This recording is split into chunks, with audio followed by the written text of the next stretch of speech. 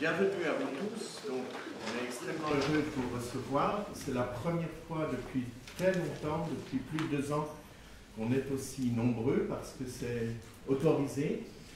Vous avez tous montré votre passe sanitaire. On vous demande, pour avoir le droit d'être aussi nombreux, de garder quand même, s'il vous plaît, le masque pendant les concerts. Alors, place à la musique dans ce temple de l'écrit et de la littérature. On peut rappeler que Martin Bodmer, il y avait 5 piliers, les savoirs spéculatifs, la théologie, la philosophie, la réflexion sur le pouvoir, les écrits politiques, la théorie du droit, la science. Il a énormément collectionné des ouvrages dans tous les domaines de la science, de l'histoire des sciences. Et puis une dernière catégorie très ouverte qui s'appelle les arts, avec bien sûr la création littéraire, tous les genres de la littérature, mais également la musique et une ouverture vers les arts visuels et étonnamment vers les livres d'enfants aussi. Alors dans la musique, il y a eu qui a sa pleine place dans la collection de la Weltliteratur, qui dialogue avec les autres genres. Il y a bien sûr une collection d'imprimés tout à fait considérable, mais rien ne remplace la magie de la graphologie.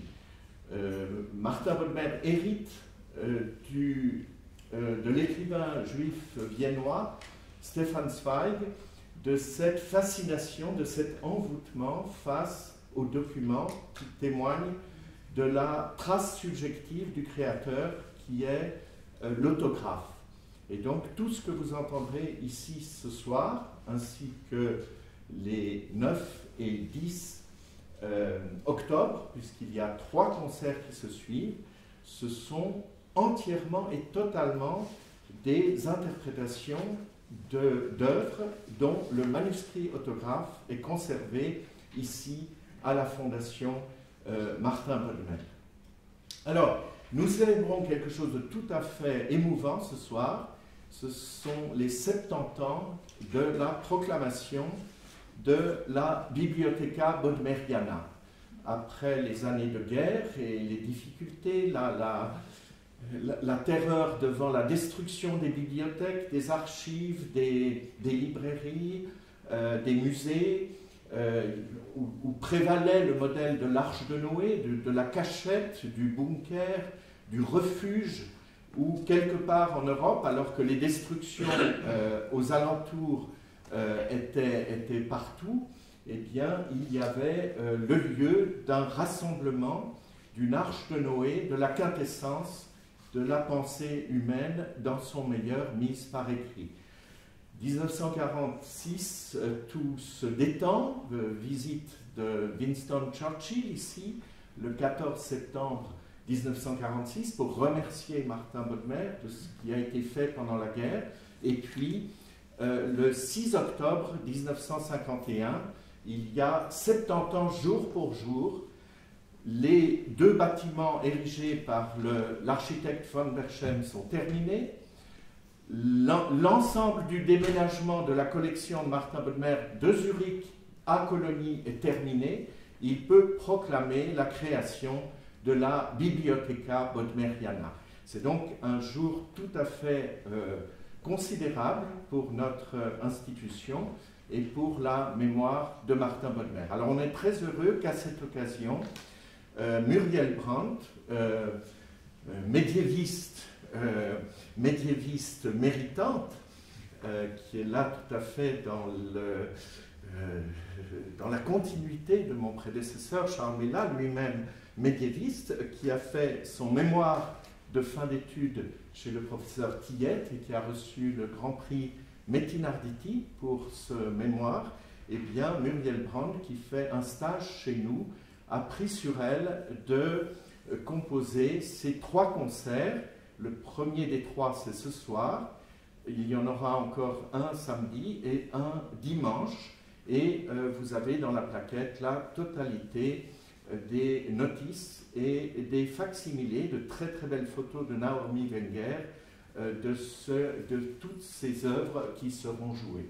Alors je donne la parole sans plus tarder à Muriel Brown, qui est le grand chef d'œuvre de cette soirée et des deux autres qui vont suivre. Merci.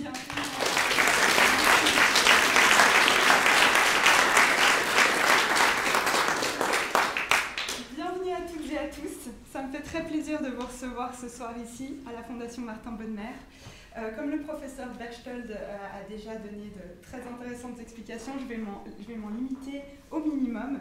Et j'aimerais simplement commencer par une citation de Martin Bonnemer en personne. « Sans partition, la mélodie inventée n'existerait pas, ou plutôt, elle mourrait sitôt formée. Il en va de même de l'œuvre de pensée. Elle mourrait si elle n'était pas fixée de quelque manière. Aux temps les plus reculés, la mémoire était le lieu de cette fixation. Depuis, ce sont l'écriture et le livre. Là commence la force symbolique du livre. Tout comme les livres permettent pour Martin Bonnemer de symboliser par des traces écrites l'épopée du génie universel, du génie humain à travers les temps et les frontières, les partitions que vous allez découvrir ce soir et ce week-end ont ceci d'exceptionnel que bien souvent ce sont des documents uniques sans l'existence desquels il nous aurait été impossible de connaître les pièces musicales qu'elles conservent. Elles ont aussi ceci d'incroyable qu'elles fournissent des informations sur le travail des compositeurs, sur leurs doutes, sur leur manière de composer, de raturer, de reprendre, ou au contraire d'une fluidité épatante, comme vous le verrez pour le cas de Mozart. Et il est toujours très émouvant de pouvoir voir l'écriture, qu'elle soit musicale ou littéraire, de pouvoir, par nos propres yeux, tels des admirants devant une relique, pouvoir se mettre à la place de ces grands compositeurs de génie au moment même de la création de leurs œuvres. J'aimerais encore citer Stefan Zweig, qui était, pour une grande partie de ces documents, l'ancien possesseur, avant qu'il ne soit acheté par Martin Bonnemer, qui disait « Si nous voulons vraiment sentir, il nous faut d'abord ressentir après lui ce que l'artiste a senti. Pour comprendre vraiment ses intentions, il nous faut concevoir à quelle résistance il s'est heurté en les réalisant. Il nous faut reconstituer son âme dans la nôtre. La vraie jouissance n'est pas une pure réception, c'est une participation intérieure à l'œuvre. Et c'est à ce type de participation que j'aimerais vous inviter ce soir, en découvrant à la fois par la vue et par l'ouïe ces magnifiques pièces de la musique. Merci beaucoup et bonne écoute.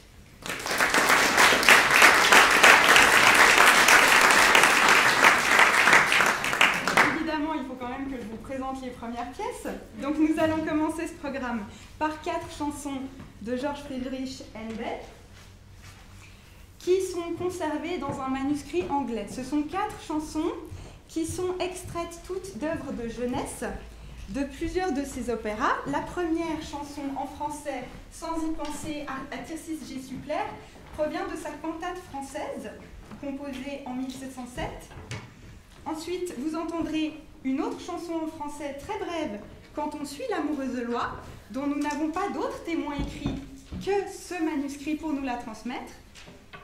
Puis, en langue allemande, une version légèrement modifiée de l'aria de la princesse Bélante, qui provient du tout premier opéra de Händel, représenté à Hambourg en 1705, Almira.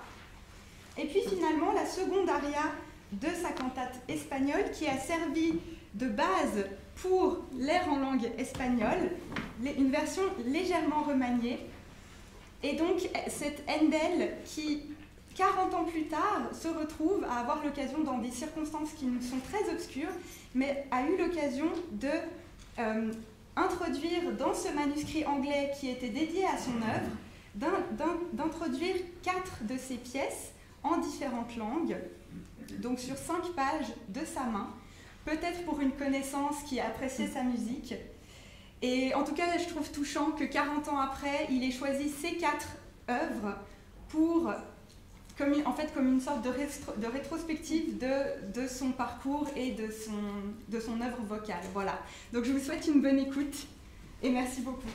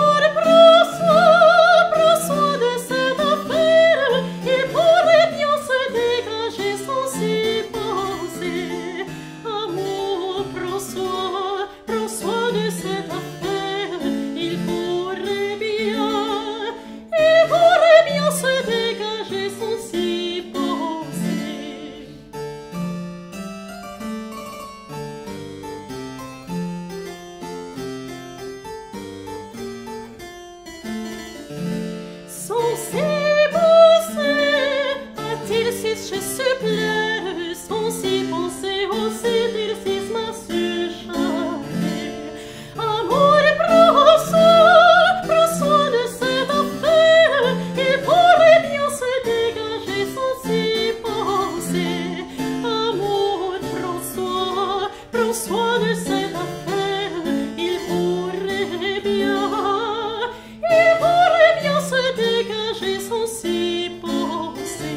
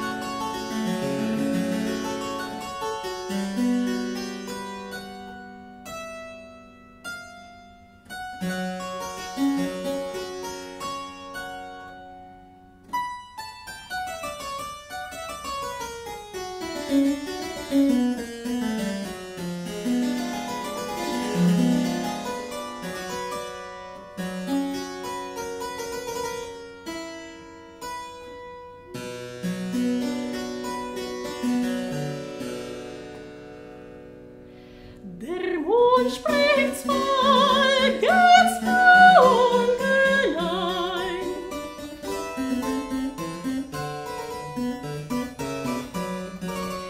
Der Mond spricht Volkes Frauengelein. Das heißt, freiwillig ja, das heißt, freiwillig ja.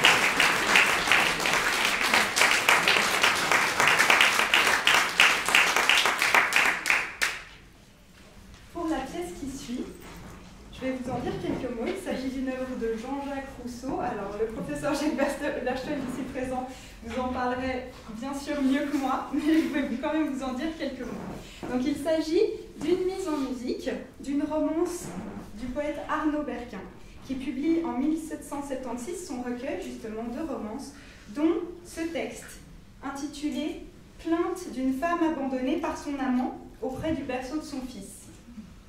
Rousseau effectuera 2 mises en musique de ce texte. Toutes 2 seront publiées posthumes en 1781, donc sous un titre donné par le marquis de Girardin, « Consolation des misères de ma vie », que vous connaissez peut-être. Il s'agit ici du second de ces 2 airs pour le même texte, qui est généralement beaucoup moins entendu que le premier, dont on connaît déjà des enregistrements. Celui-ci, je n'en ai trouvé aucun. Alors, elle est bien éditée, cette pièce, mais je n'ai trouvé aucun enregistrement existant, donc c'est l'occasion de la faire entendre ce soir. Rousseau estimait particulièrement les qualités musicales de simplicité et de naïveté. Vous le verrez à travers cette pièce. Et dans son dictionnaire de musique, en décrivant la romance, il nous dit « L'air doit répondre au caractère des paroles. Point d'ornement, rien de maniéré, une mélodie douce, naturelle, champêtre, et qui produise son effet par elle-même, indépendamment de la manière de la chanter. Il n'est pas nécessaire que le chant soit piquant, il suffit qu'il soit naïf. » Je précise enfin que, ici, sur le document que vous voyez, qui ne fait qu'une seule page, seulement le premier couplet est écrit, c'est-à-dire que la musique revient au fil des couplets, mais vous avez le texte du premier couplet avec la mention « les couplets se trouveront », donc les couplets suivants, se trouveront dans le recueil de M. Berquin. C'est pourquoi, une fois le premier couplet fini, vous n'aurez plus la correspondance du texte, mais vous pourrez toujours suivre la musique. Voilà, très bonne écoute.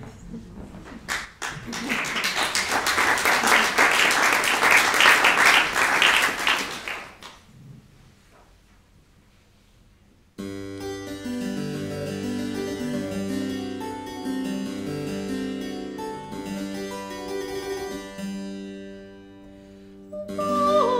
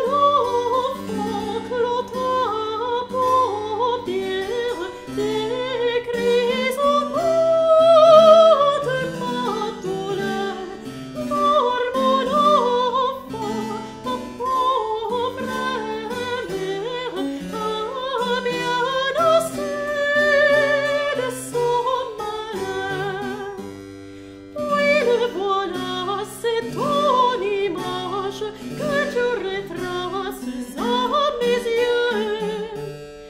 Ta bouche aura son doux langage, ton front son air vif et joyeux. Mes propos son humeur et volage, mes gardes c'est très gracieux. Pour mon enfant, clôt ta paupière, tes cris augmentent ma douleur. Pour mon enfant, ta pauvre mère a bien assez de son malheur.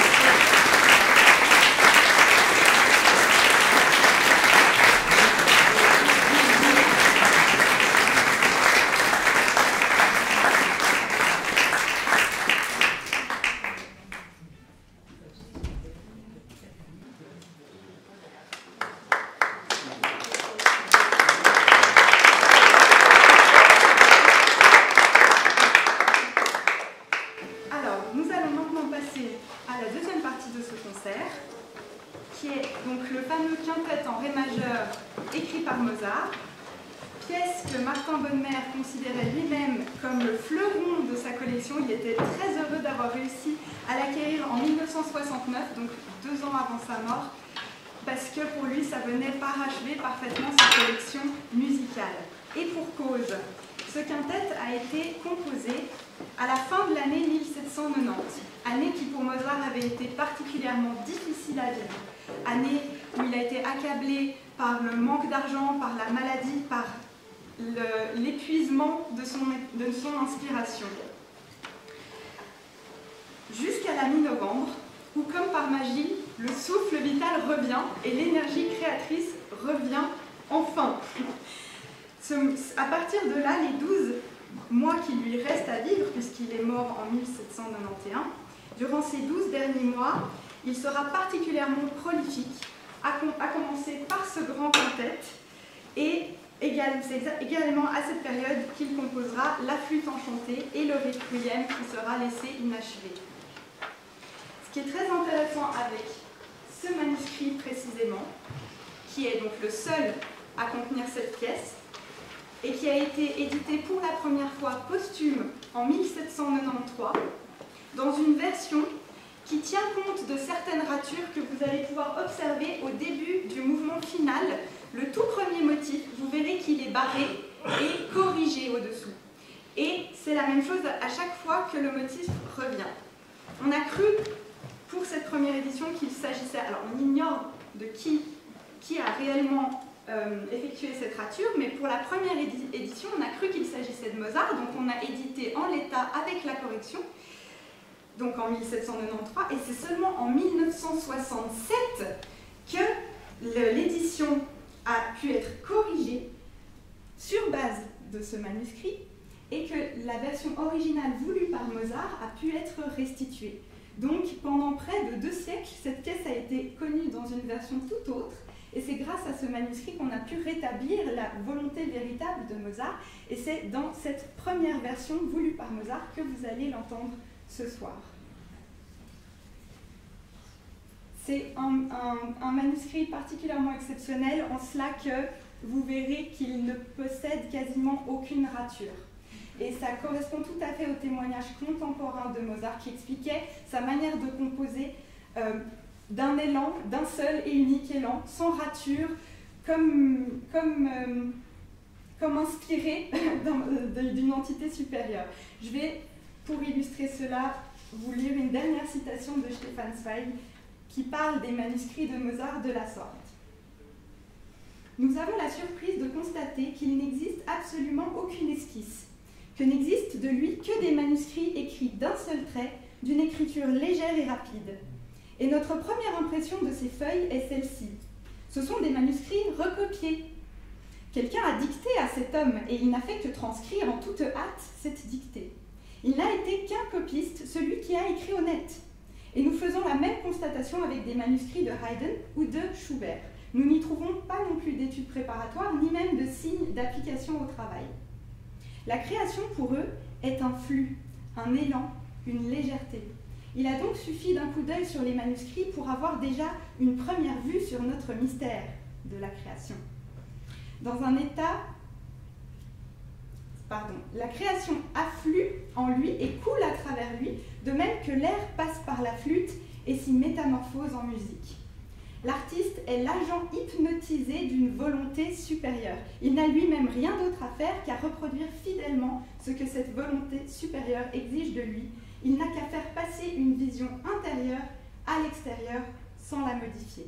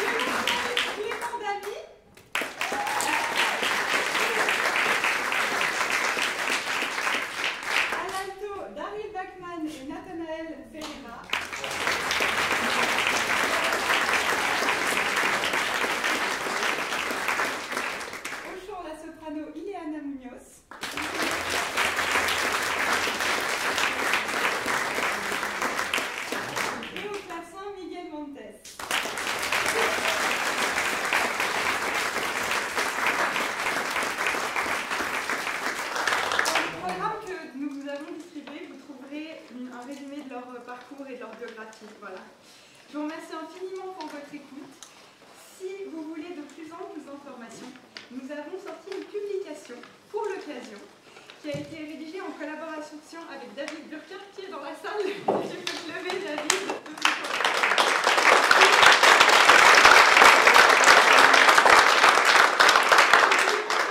Également de Jacques Bechtold, que vous connaissez très bien.